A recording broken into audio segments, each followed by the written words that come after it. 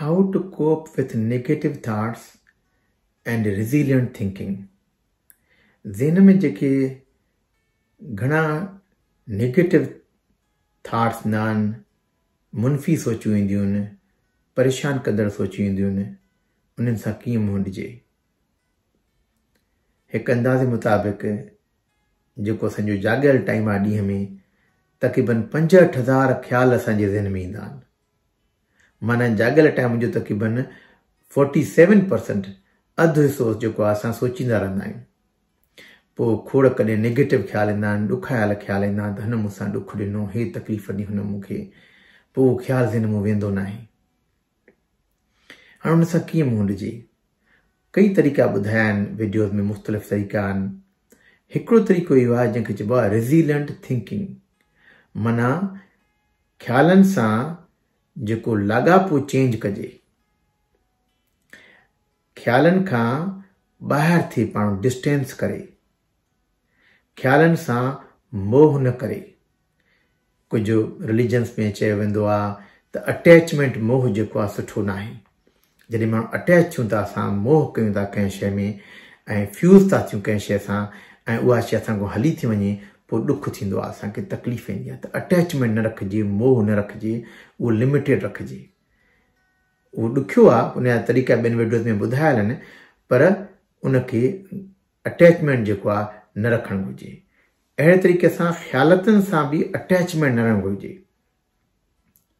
हाणे थिए ईअं थो, असांखे उहो नेगेटिव ख़्यालु अगरि ज़हन में आहे त फलाणे माण्हूअ मूंखे तकलीफ़ ॾिनी आहे, ॾुखु ॾिनो आहे, ससु मूंखे तकलीफ़ ॾिनी आहे, भाउ मूंखे तकलीफ़ ॾिनी आहे, दोस्त मूंखे तकलीफ़ ॾिनी आहे हिन ॾींहुं।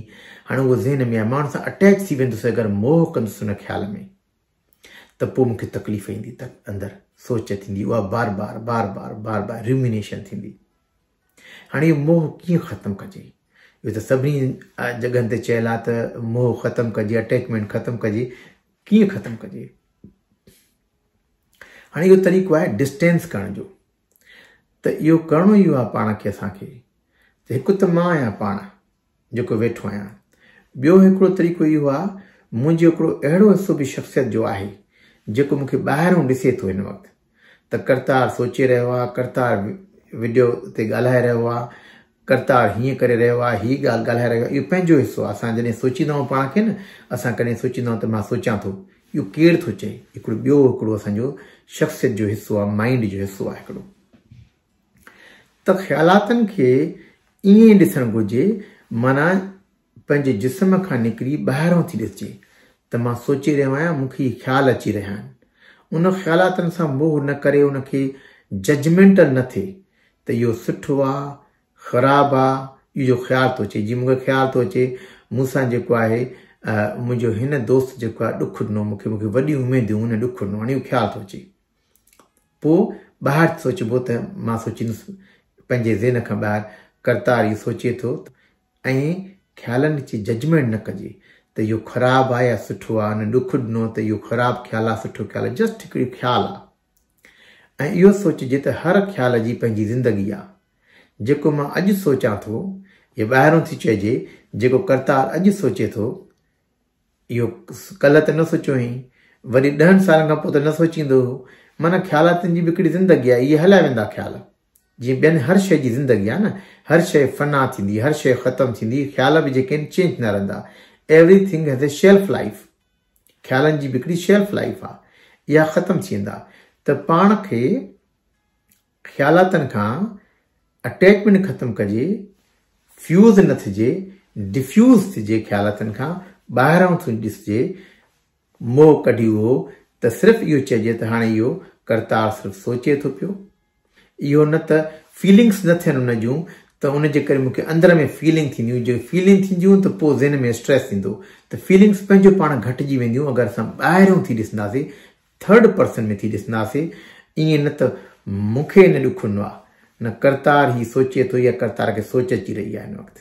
इहा जेका सोच अची रही आहे ॿाहिरों थी, हिकिड़ी जीअं हिकिड़ो तमाशबीन थी, हिकिड़ो विटनेस थी, इहो पाण खे सोचूं।